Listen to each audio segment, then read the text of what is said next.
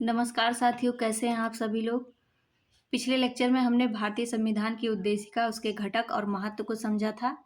लेकिन आज हम उस भाग को पढ़ेंगे जहां से लगभग हर प्रतियोगी परीक्षा में प्रश्न पूछे जाते हैं। अगर आप संपूर्ण प्रभुत्व संपन्न, समाजवादी, पंथनिरपेक्ष, लोकतांत्रिक और गणराज्य का वास्तविक अर्थ समझ गए तो संविधान की आधी समझ अपने आप बन जाएगी। तो इसलिए पूरा लेक्चर अंत तक जरूर देखिए। साथियों, ये वीडियो लेक्चर जो रिकॉर्ड की जाती है आप लोगों के अपकमिंग एग्जाम जैसे यूपी ट्रिपल एससी हो गया। यूपी ट्रिपल एससी में पेट से फाइव फाइव क्वेश्चन इससे पूछे जाते हैं, पेट से। ठीक है। और यूपीएसआई हो गया। और साथ ही साथ सबसे मेनली ये मत आप लोग सोचिए कि ये पीएससी के लिए, यूपी पीसीएस के लिए रेलिवेंट नहीं है। बिल्कुल रेलिवेंट है। इतने डीप में और इतने तथ्य के साथ, इतनी बढ़िया कॉन्सेप्ट के साथ आपको समझाया जाता है। तो इसमें भी जो भी पूछा जाएगा इस पॉलिटी सब्जेक्ट से कम 10 से 12 प्रश्न पूछे जाते हैं। तो आपके ज़्यादा से ज़्यादा क्वेश्चन सही होने की संभावना पूरी रहेगी। तो आप लोग यकीन करिए आप लोग मेरे साथ जुड़े रहिए। इस पूरे वीडियो लेक्चर को मेरे साथ देखिए और समझिए। और अगर आपको कोई सुझाव है तो उसको कमेंट बॉक्स में दीजिए। और जितने भी कमेंट बॉक्स में मैं आपसे क्वेश्चन करती हूँ उसका आंसर जरूर दिया करिए। इससे क्या होता है, आपको वहीं याद हो जाएगा। साथ ही साथ आपका रिटेंशन बना रहेगा मेरे साथ। हमारा और आपका संवाद भी रहेगा। इससे यही नहीं लगेगा कि वीडियो रिकॉर्डेड है और आपको दे दिया गया, आप लोग कुछ भी लेकिन नहीं। पढ़िए, उसके साथ जो हम प्रश्न पूछे उसका आंसर दीजिए, आपको याद हो जाएगा। और यहाँ पे ट्रिक और टिप्स और कॉन्सेप्ट और एमसीक्यूज और पीवाईक्यू ये सारी चीज़ें कराई जाती हैं। तो मुझे नहीं लगता इसमें कोई कमी है। अगर हाँ आपको कोई सुझाव है तो ज़रूर दीजिए। तो आज हम लोग जानेंगे, हमारे पॉलिटी का 10वां लेक्चर है। ये पॉलिटी का 10वां लेक्चर है। आगे हम लोग इस टॉपिक में बात करेंगे उद्देशिका के मुख्य शब्द के बारे में। जो जो मुख्य शब्द हैं इसको जानना जरूरी है। समझे रहेंगे तो हमारा पूरा संविधान ऑटोमेटिकली समझ हमारी इस पे अच्छी विकसित हो जाएगी। तो चलिए इस पे बात कर लेते हैं। उद्देशिका के मुख्य शब्द के बारे में। मुख्य शब्द, ठीक है। सबसे पहला है संपूर्ण प्रभुत्व संपन्न। क्या है? संपूर्ण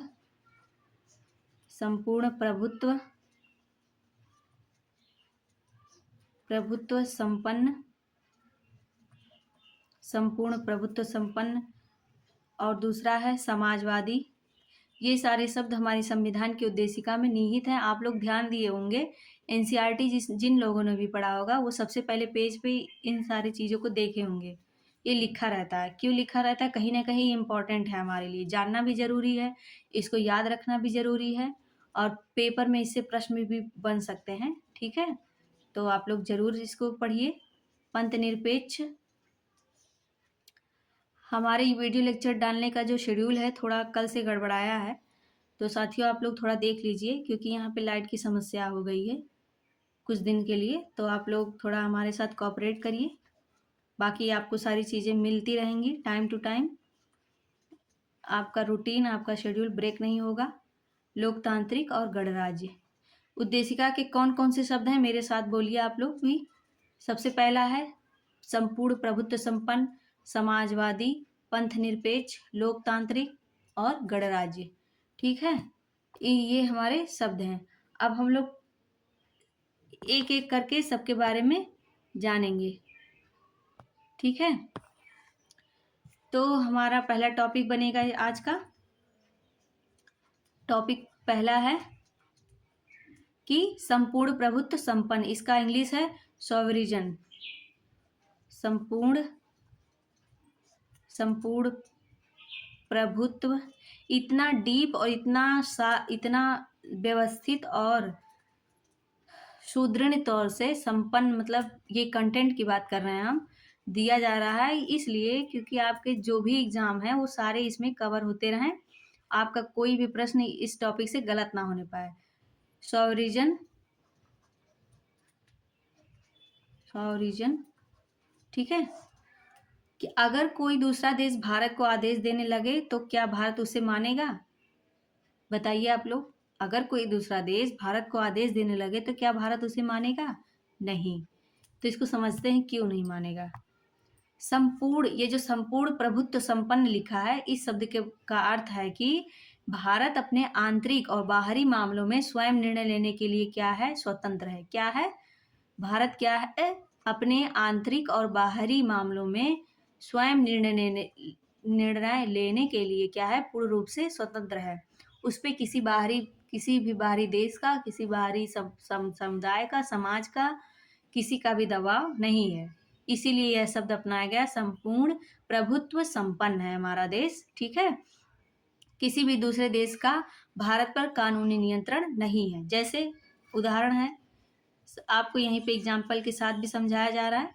भारत किस देश से मित्रता करेगा, किससे व्यापार करेगा, युद्ध करेगा या शांति समझौता करेगा, यह निर्णय भारत स्वयं लेता है। ठीक है।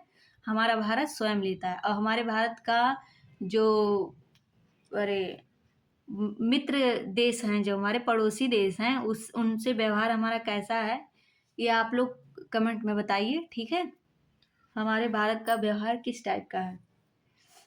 तो आप लोग ये बात समझ गए ना। तो इस पे एक एमसीक्यू क्या बनेगा, है ना, एमसीक्यू बन जाएगा एक, कि संपूर्ण प्रभुत्व संपन्न का अर्थ क्या होता है। क्या होता है? ए है राजा का शासन, बी है दूसरे देशों के अधीन होना, सी है अपने निर्णय स्वयं लेना, डी है केवल लोकतंत्र होना। क्या है इसका आंसर? सी, विकल्प सी इसका सही आंसर होगा। ठीक है। अब दूसरा है, इसको हम आपके साथ एक्सप्लेन कर रहे हैं, टॉपिक को जो लिखने लायक है लिख के आपको समझा दे रहे हैं, ताकि आपका कंसेप्ट एकदम से क्लियर हो जाए। ठीक है। आपके माइंड में डाउट ना रहे। हम लोग पढ़ रहे हैं तो पूरे पूरे एक, जैसे एक सिलेबस होता है, जैसे एक टॉपिक होता है जिसकी उसकी क्रमबद्धता होती है, उस तरीके से हम लोग पढ़ेंगे। ठीक है।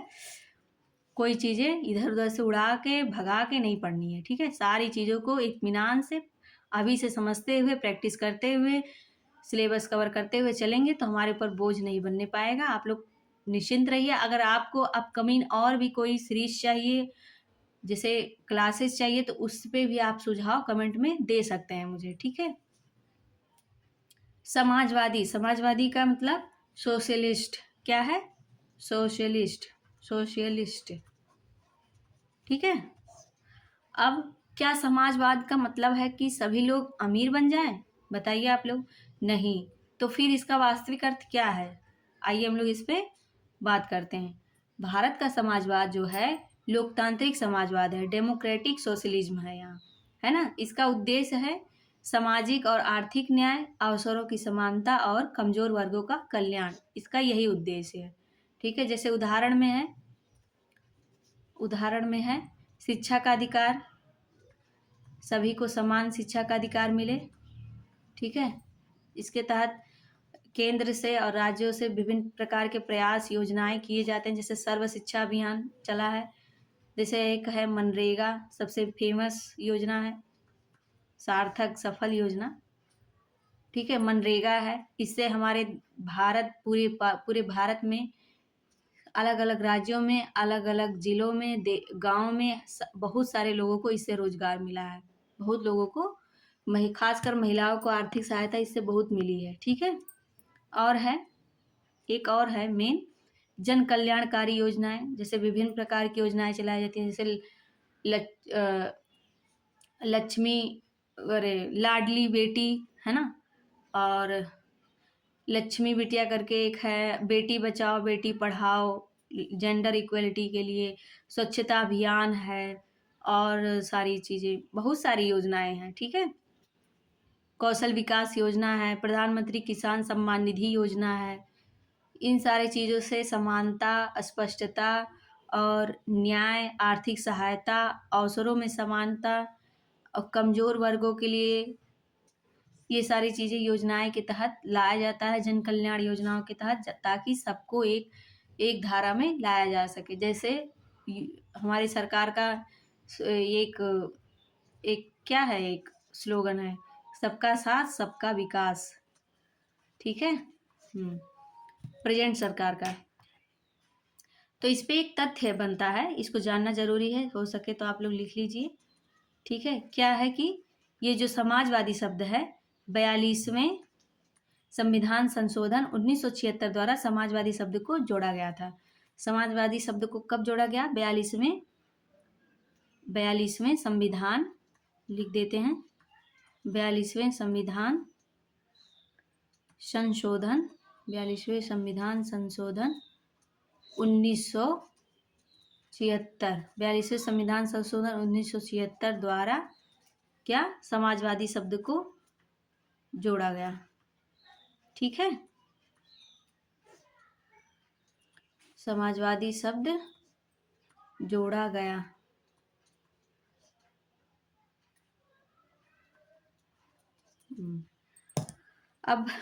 अब यहाँ पे एक बात और है कि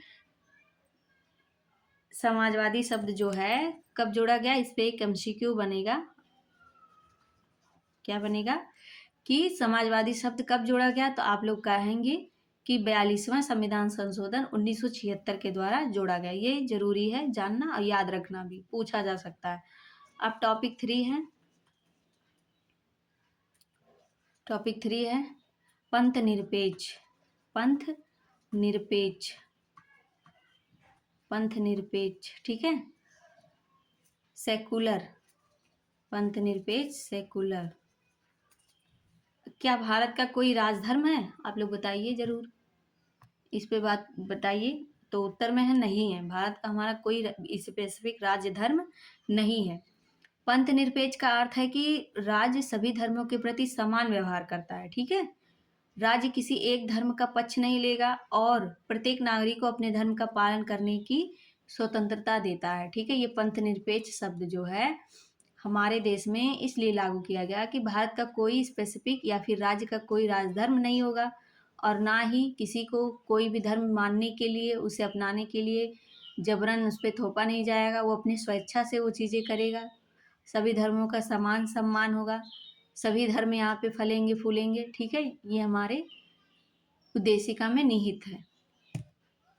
जैसे उदाहरण से हम लोग इसको एक लिंक कर लेते हैं कि भारत में कोई भी व्यक्ति मंदिर, मस्जिद, गुरुद्वारा या चर्च जा सकता है। कहीं भी किसी को जाने के लिए ना ही मनाही है, ना ही आने के लिए मनाही है, वो पूर्ण रूप से स्वतंत्र है। तो यही हमारा उद्देश्य है, पंथ निरपेक्ष का मतलब यही है। ठीक है, अब इस पे एमसीक्यू बन जाएगा क्या कि भारत का राजधर्म क्या है, हिंदू है या फिर बौद्ध है या फिर कोई नहीं है या फिर मुस्लिम है। तो हमारे भारत का राजधर्म कोई भी नहीं है। ठीक है, अब तक हमने 3 शब्द समझ लिए। अगले भाग में हम लोकतांत्रिक और गणराज्य को पढ़ेंगे, साथ ही सकारात्मक और नकारात्मक स्वतंत्रता, प्रत्यक्ष लोकतंत्र के उपकरण, त्रिमूर्ति या उद्देशिका से जुड़े सर्वोच्च न्यायालय के महत्वपूर्ण मामलों को भी विस्तार से समझेंगे। यही भाग परीक्षा की दृष्टि से हमें सबसे महत्वपूर्ण साबित हो सकती है। समझिए आप? तो इसके आगे हम लोग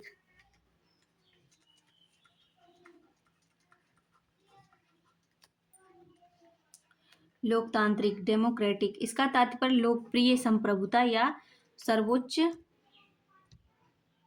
क्या है, सर्वोच्च शक्ति लोगों के पास है के सिद्धांत से है। ठीक है, इसका मतलब है लोकप्रिय, संप्रभुता या सर्वोच्च शक्ति से, है ना। यह प्रातिनिधिक संसदीय लोकतंत्र का प्रतीक है जिसमें कार्यपालिका विधायिका के प्रति उत्तरदायी होती है। जिसमें क्या होता है कि कार्यपालिका जो है विधायिका के प्रति, कार्यपालिका विधायिका के प्रति उत्तरदायी होती है। विधायिका के प्रति उत्तरदायी होती है। राजनीतिक, सामाजिक और आर्थिक लोकतंत्र को अपनाता है, सम्मिलित करता है। ठीक है, और भारतीय लोकतंत्र का प्रकटीकरण प्रत्येक वयस्क नागरिक को मताधिकार का अधिकार है, वोट देने का अधिकार है। ठीक है, और आवधिक नियत समय में निर्वाचन होगा, विधि का शासन होगा, न्यायपालिका की स्वतंत्रता है हमारे देश में। यही इसका सारा मतलब है। ठीक है, और किसी भी आधारों पर भेदभाव नहीं होगा, ये भी हमारा उद्देश्य है। अब हम लोग ये जो प्रत्यक्ष लोकतांत्रिक उपकरण है, इसमें जनमत संग्रह क्या होता है वह भी जान लेते हैं। जिसमें वह प्रक्रिया जिसके तहत किसी प्रस्तावित विधान के बारे में निर्णय लेने के लिए मतदाताओं से उनके प्रत्यक्ष वोट द्वारा राय मांगी जाती है। इसी को कहते हैं जनमत संग्रह, जिसमें जनता से डायरेक्ट प्रत्यक्ष वोट, उनकी राय मांगी जाती है, वोटिंग कराया जाता है। इसी को कहते हैं जनमत संग्रह। अब पहल क्या होता है, इनिशिएटिव क्या होता है, ये सब पहल वहल शब्द जो है ये राजनीतिक राज व्यवस्था से रिलेटेड है, इसलिए इसके पॉइंट ऑफ व्यू से समझिए, ठीक है। वह विधि जिसके माध्यम से लोग किसी विधेयक को अधिनियमित करने के लिए विधायिका के समक्ष प्रस्ताव रखते हैं। वह ऐसी विधि जिसको विधायिका के समक्ष प्रस्ताव के रूप में रखा जाता है। कौन रखता है, किसी भी विधेयक को रखा जाता है, ठीक है, विधायिका के समक्ष। और वापस बुलाना, रिकॉल क्या होता है, वह विधि जिसके द्वारा मतदाता किसी प्रतिनिधि या अधिकारी को उसके कार्यकाल की समाप्ति से पहले हटा सकते हैं, ठीक है। और जनमत क्या होता है, जनमत संग्रह और जनमत में अंतर है। जनमत है कि सार्वजनिक महत्व के किसी भी मुद्दे पर लोगों की राय प्राप्त करने की विधि है, ठीक है। इसका उपयोग आमतौर पर क्षेत्रीय विवादों को सुलझाने के लिए किया जाता है। अब हमारा अगला टॉपिक है गणराज्य। गणराज्य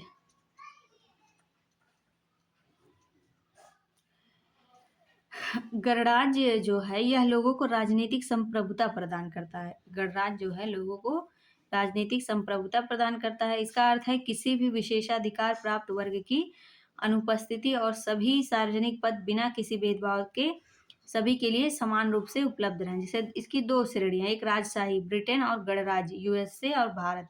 भारत में क्या है, गणराज्य है, और ब्रिटेन में क्या है, राजशाही है, ठीक है, राजशाही है। और भारतीय गणराज्य में राज्याध्यक्ष, भारतीय गणराज्य में क्या है, राज्याध्यक्ष हैं, कौन है, राष्ट्रपति जी, हमारे राज्याध्यक्ष और हमारे राष्ट्रपति जी होते हैं। और वर्तमान राष्ट्रपति कौन है, श्रीमती द्रौपदी मुर्मू जी हैं, ठीक है। और अनुच्छेद किससे संबंधित है, 54 और 55 से संबंधित है। 54 और 55 राष्ट्रपति के निर्वाचन से संबंधित है, 54 और 55, ठीक है। अब सामाजिक न्याय पढ़े हैं ना, समाजवाद, उसी में आ जाएगा। सामाजिक न्याय, आर्थिक न्याय, ये दोनों अलग अलग चीजें हैं। जैसे सामाजिक न्याय में है जाति, रंग, नस्ल, धर्म, लिंग आदि के आधार पर भेदभाव नहीं करना है। किसी विशेष वर्ग को विशेष अधिकारों का अभाव हो, ऐसा भी ना हो। पिछड़े वर्गों में महिलाओं की स्थिति में सुधार हो। और आर्थिक न्याय क्या है, आर्थिक कारकों के आधार पर लोगों के बीच भेदभाव नहीं करना है। धन, आय और संपत्ति से असमानताओं का उन्मूलन करना है। और साथ ही साथ राजनीतिक न्याय, सभी नागरिकों के लिए जो है समान राजनीतिक अधिकार हो, सभी को संसद में वोट लड़ने के लिए और उसकी योग्यता हासिल करने के लिए अधिकार होगा, कोई स्पेसिफिक वर्ग इसका लाभ नहीं उठाएगा। अब हम लोग बात करेंगे स्वतंत्रता, लिबर्टी और जो है स्वतंत्रता, समानता और बंधुत्व जैसे आदर्श फ्रांसीसी क्रांति 1779 से प्रेरित हैं। ये जो सारे शब्द हैं ये फ्रांसीसी क्रांति 1789 से प्रेरित हैं, ये फ्रांसीसी क्रांति से हैं, ठीक है, फ्रांसीसी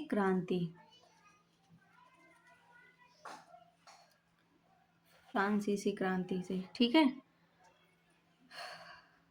व्यक्तियों की गतिविधियों पर प्रतिबंध का अभाव नहीं लगाना है, ठीक है, ऐसा अभाव ना हो, इन सारी चीजों को रखा गया है। और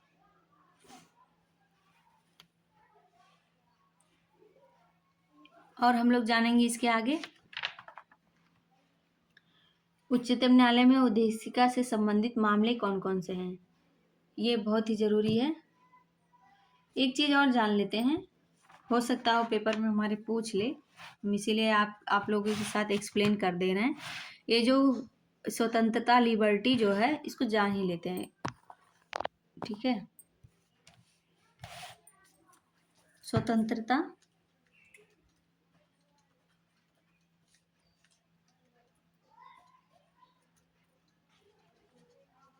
स्वतंत्रता, लिबर्टी जो शब्द है, ये स्वतंत्रता, समानता और बंधुत्व जैसे आदर्श फ्रांसीसी क्रांति, किससे? फ्रांसीसी क्रांति,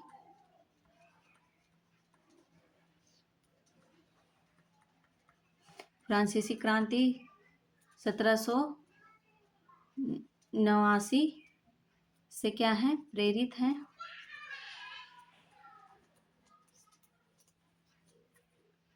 अब इसमें मुख्य बिंदु कौन कौन से हैं जान लेते हैं।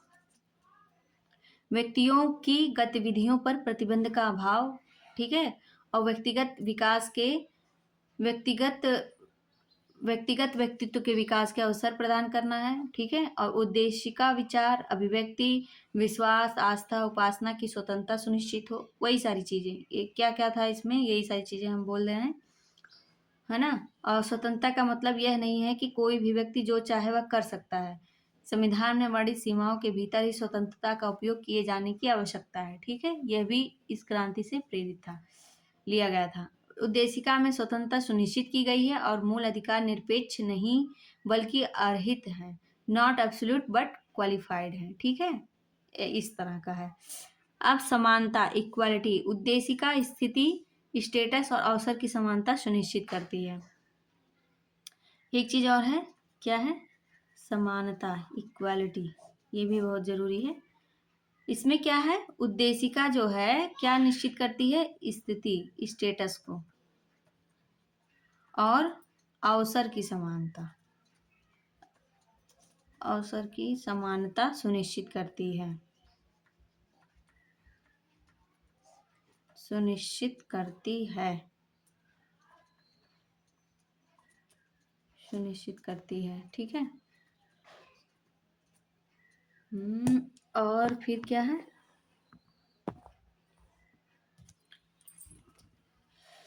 इसमें क्या क्या चीजें हैं? समाज के किसी वर्ग विशेष को विशिष्ट विशेषाधिकार का अभाव हो, अभाव, और बिना किसी भेदभाव के सभी को पर्याप्त अवसर मिले, और नागरिक समानता हो, जैसे अनुच्छेद 14 है, विधि के समझ समानता अनुच्छेद 15 है। ये सारी चीजें आपको आगे की क्लास में बताया जाएगी, आगे के चैप्टर में।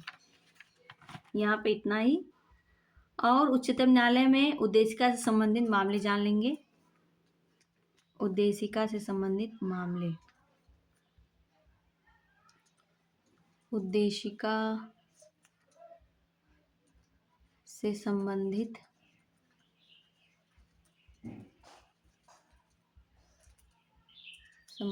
मामले क्या है? पहला, बेरुबाड़ी यूनियन केस। क्या है? बेरुबाड़ी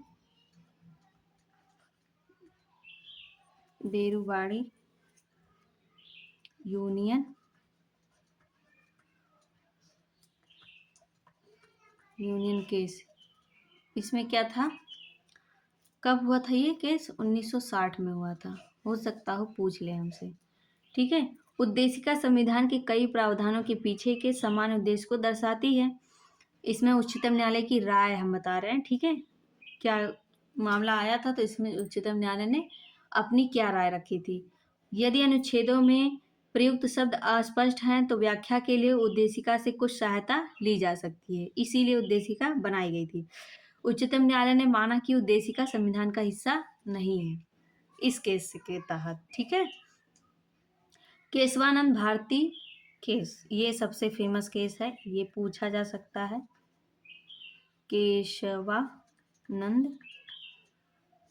केशवानंद भारती केस, केशवानंद भारती केस 1973, ठीक है।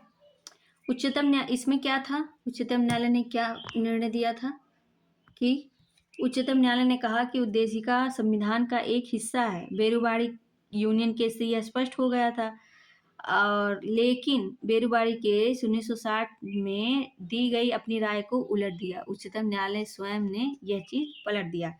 उद्देशिका में संशोधन किया जा सकता है बशर्ते कि यह संविधान की मूल संरचना को नष्ट ना करे। बाकी तो कहा उच्चतम न्यायालय ने कि मूल संरचना को, उद्देशिका की मूल संरचना को नष्ट ना करे, उद्देशिका मूल संरचना को नष्ट ना करे। ठीक है, ये सारी चीजें कर सकते हैं। यही था केशवानंद भारती केस में। और भारतीय जीवन बीमा निगम केस 1995। और केशवानंद का केस कब आया था? 1973। ये तो लिखा है मैंने। भारतीय जीवन बीमा निगम केस कब था? 1995 में था। और इसमें क्या था? भारतीय, ये पूछा जा सकता है, भारतीय जीवन बीमा, भारतीय जीवन बीमा भारतीय जीवन बीमा, भारतीय जीवन बीमा निगम, एक मिनट,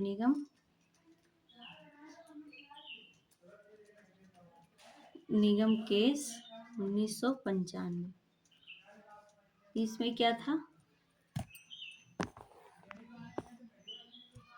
उच्चतम न्यायालय ने फिर कहा कि उद्देशिका संविधान का अभिन्न अंग है। फिर उच्चतम न्यायालय ने अपने निर्णय को बदल दिया। क्या कहा? कि उद्देशिका जो है संविधान का एक अभिन्न अंग है,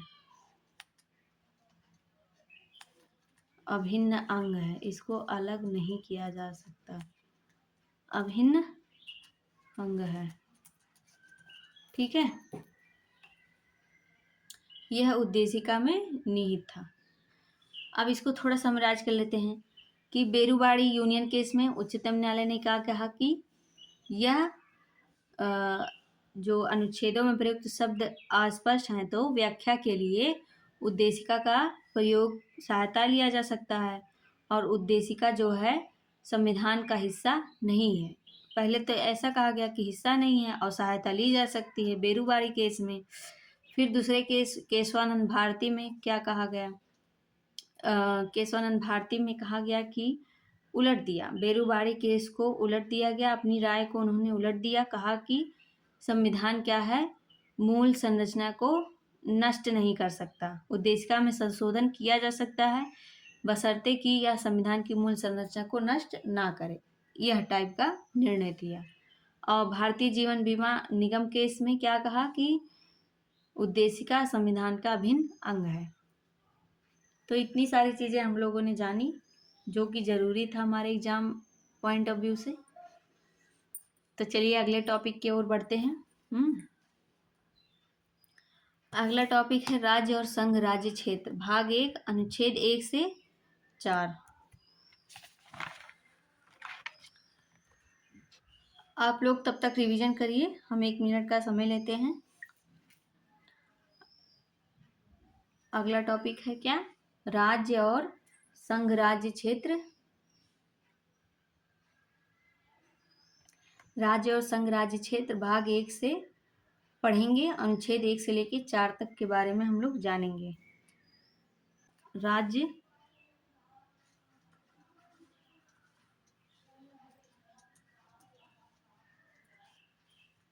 राज्य और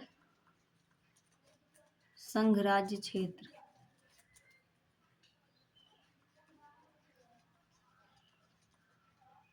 संघ राज्य क्षेत्र भाग 1 जानेंगे। और भाग 1 में क्या है? आर्टिकल, अनुच्छेद 1 से 4 तक। ठीक है,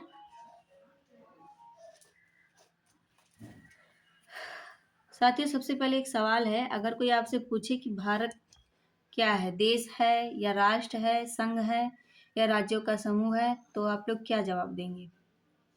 तो उत्तर संविधान देता है, इसमें अनुच्छेद 1 देगा उत्तर इसका। तो चलिए हम लोग अनुच्छेद 1 जानते हैं। ठीक है, भाग 1 के अंतर्गत ये सारी चीजें हम लोग पढ़ रहे हैं। ठीक है, क्या है भाग 1? भाग 1 है क्या है? राज्य एवं संघ राज्य क्षेत्र है, लिखा है मैंने भाग 1 राज्य और संघ राज्य क्षेत्र, अनुच्छेद 1 से 4 तक। और अब हम लोग अनुच्छेद 1 जानेंगे।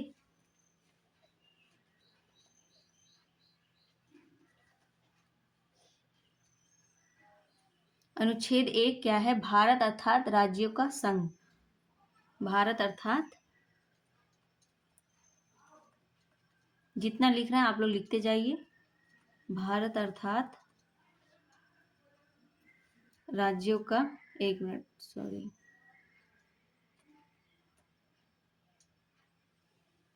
अर्थात राज्यों का संघ।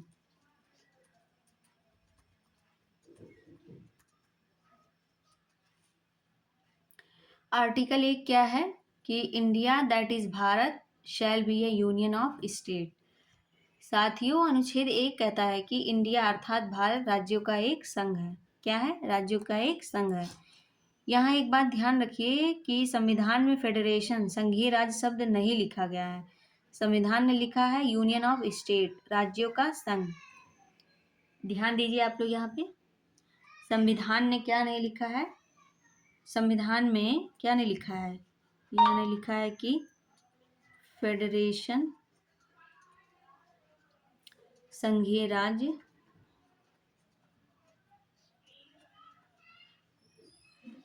संघीय राज्य शब्द नहीं लिखा गया है। ठीक है, संविधान ने क्या लिखा है ये चीज ध्यान रखिएगा, नहीं तो आप लोग कंफ्यूज हो जाएंगे और प्रश्न आएगा जब सवाल पूछा जाएगा गलत हो जाएगा। क्या लिखा गया है संविधान में? संविधान में लिखा है, क्या लिखा है संविधान में? Union of state, union of states, राज्यों का संघ।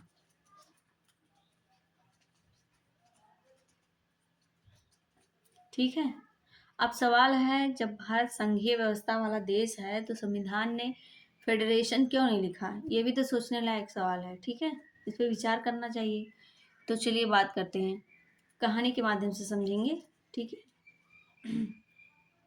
मान लीजिए 4 दोस्त मिलकर एक संस्था बनाते हैं। ठीक है, अगर उनमें से कोई एक चाहे तो संस्था छोड़ सकता है। हाँ, इसे कहते हैं फेडरेशन, इसे ही कहते हैं फेडरेशन। लेकिन भारत ऐसा नहीं है। भारत का कोई भी राज्य यह नहीं कह सकता कि मैं भारत से अलग हो रहा हूँ। ऐसा कहने की स्वतंत्रता नहीं है। यही कारण है कि हमारे संविधान निर्माताओं ने यूनियन ऑफ स्टेट शब्द का प्रयोग किया था। इसी वजह से यूनियन ऑफ स्टेट शब्द का प्रयोग किया था। कोई ऐसा राज्य नहीं है कि वो उसका मन किया तो कहने लगा कि नहीं नहीं हम जा रहे हैं, हम अलग होना चाहते हैं, हम नहीं रहेंगे। तो ऐसी व्यवस्था नहीं है। इसीलिए यूनियन ऑफ स्टेट शब्द का प्रयोग किया गया, ना कि फेडरेशन शब्द का प्रयोग किया गया, है ना। तो अब हम लोग इस पे ट्रिक बना लेंगे। ट्रिक क्या है? ट्रिक है यू बराबर अनब्रेकेबल, यू बराबर अनब्रेकेबल, अनब्रेकेबल, यू बराबर अनब्रेकेबल, यानी इसका ट्रिक है यू बराबर अनब्रेकेबल, यानी कि भारत का संघ टूट नहीं सकता, यानी कि भारत का संघ टूट नहीं सकता, टूट नहीं सकता। ठीक है, डॉक्टर भीमराव अंबेडकर का विचार था कि उन्होंने लिखा था, संविधान सभा में कहा था कि भारत राज्यों का संघ है, लेकिन यह संघ राज्यों के किसी समझौते से नहीं बना है। ठीक है, इन्होंने यह बात कहकर स्पष्ट कर दी कि संघ राज्यों के किसी समझौते से नहीं बना है, इसलिए कोई भी राज्य अलग होने का अधिकार नहीं रखता है। ठीक है, उसी वक्त ये बातें स्पष्ट कर दी गई थी। अब PYQ से एक प्रश्न इस पे बना है कि भारत को राज्यों का संघ किस अनुच्छेद में कहा गया है, किस आर्टिकल में? तो आप लोग बताइए, आर्टिकल 2 या फिर 3 या फिर 4 या फिर 1, कौन सा आर्टिकल है? 1, अनुच्छेद 1 है। ठीक है, अब हम लोग आगे पढ़ेंगे। अब सबसे महत्वपूर्ण बात है, अनुच्छेद 1 केवल भारत का नाम नहीं बताता, यह भारत के राज्य क्षेत्र भारत के राज्य क्षेत्र टेरिटरी की भी जानकारी देता है। भारत का राज्य क्षेत्र क्या है ये भी जान लेते हैं। भारत का राज्य क्षेत्र, भारत का राज्य क्षेत्र पहला है राज्य, दूसरा है संघ राज्य क्षेत्र, संघ राज्य क्षेत्र, तीसरा है भविष्य में प्राप्त क्षेत्र। ये भी याद रखिए, भविष्य में प्राप्त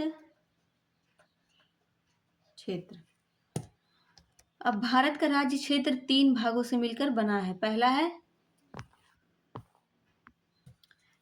सभी राज्य, दूसरा है सभी संघ राज्य क्षेत्र, तीसरा है यदि भविष्य में कोई नया क्षेत्र भारत में शामिल होता है तो वह भी भारत के राज्य क्षेत्र का हिस्सा हो जाएगा। ये चीजें हम लोगों ने जाना। तो MCQ बन जाएगा इस पर कि भारत के राज्य क्षेत्र में क्या शामिल है। ए है केवल राज्य, बी है केवल संघ राज्य क्षेत्र, सी है राज्य प्लस संघ राज्य क्षेत्र प्लस भविष्य में प्राप्त क्षेत्र, डी है केवल राजधानी। तो क्या होगा, सी ऑप्शन। ठीक है। अब यहाँ पे एक ट्रिक बना लेते हैं हम लोग। ट्रिक है SUT, सूट। ठीक है, सूट। तो एस से होगा स्टेट और यू से होगा यूनियन टेरिटरी, यूनियन टेरिटरी,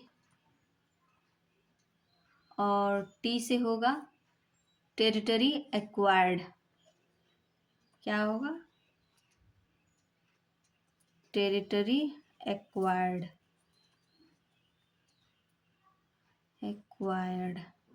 है ना। ये ट्रिक हमारा बन गया। अब एक प्रश्न आपसे पूछूं मैं कि दिल्ली क्या राज्य है या संघ राज्य क्षेत्र है। दिल्ली क्या राज्य है या फिर संघ राज्य क्षेत्र है, आप लोग बताइए। तो मैं बताती हूँ ये क्या है, संघ राज्य क्षेत्र है। ठीक है। अब दिल्ली किस श्रेणी में आती है, संघ राज्य श्रेणी में आती है। साथियों, अब हमने अनुच्छेद 1 समझ लिया, लेकिन अगर भविष्य में कोई नया देश भारत का हिस्सा बनना चाहे तो क्या होगा, इसके लिए क्या प्रावधान किया गया है। क्या संसद उसे संसद जो है क्या उसे भारत में शामिल कर सकती है। इसका उत्तर हमें अनुच्छेद 2 में मिलेगा। ठीक है, जिसे हम अगले भाग में समझेंगे। अनुच्छेद 1 जान लिए, अनुच्छेद 2। ठीक है, भाग 1 के अंतर्गत ये सारी चीजें हम लोग जान रहे हैं। अनुच्छेद 1 से 4 तक भाग 1 के अंतर्गत आता है। अनुच्छेद 1 के बारे में हम लोगों ने बढ़िया से समझा। अब अनुच्छेद 2 के बारे में समझेंगे। आर्टिकल अनुच्छेद 2। अनुच्छेद 2 क्या है, नए राज्यों का प्रवेश, नए राज्यों का प्रवेश या स्थापना, नए राज्यों का प्रवेश या स्थापना। साथियों, अगर भविष्य में कोई नया देश भारत का हिस्सा बनना चाहे तो क्या भारत उसे अपने संघ में शामिल कर सकता है। यही प्रश्न मैंने एक बार और आपसे पूछा था, तो चलिए इस पे बात करते हैं। तो संसद ऐसी शक्ति है क्या संसद के पास, तो अनुच्छेद 2 में इसका जवाब हमें मिलेगा। हम यही बात आपसे पहले भी कर चुके हैं, तो आइए इसके बारे में जानेंगे। समझेंगे कि अनुच्छेद 2 जो है भारतीय संसद को यह शक्ति देता है कि वह विधि बनाकर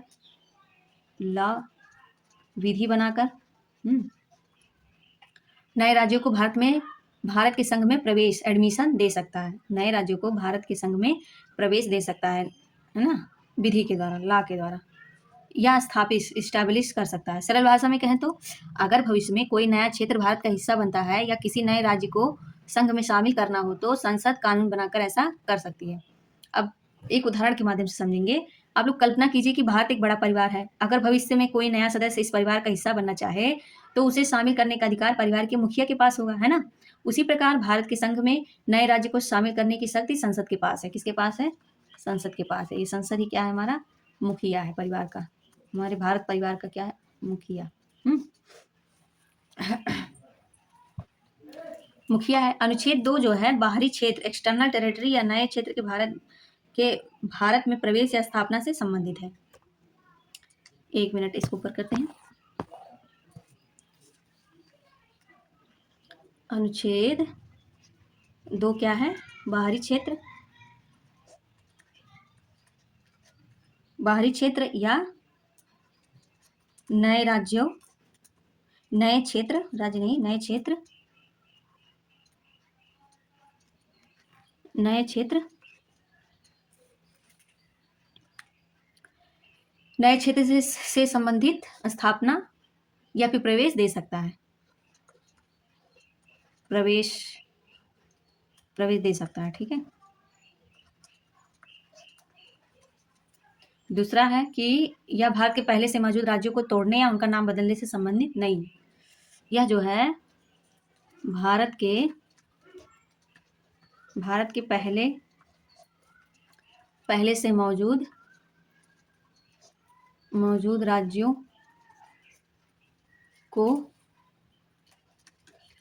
राज्यों को तोड़ने या उनका नाम बदलने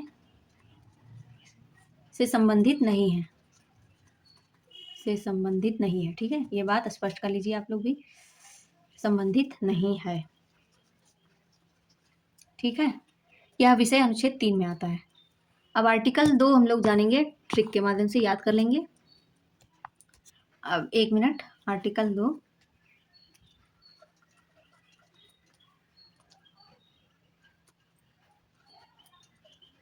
आर्टिकल 2 बराबर न्यू एंट्री, आर्टिकल 2 बराबर न्यू एंट्री, और 2 बराबर टू यानी कि आना, है ना। याद रखें, अनुच्छेद 2 बराबर नए राज्य का प्रवेश। अब हम लोग, सिक्किम पहले भारत का राज्य नहीं था, इसको उदाहरण से समझ लेंगे, है ना।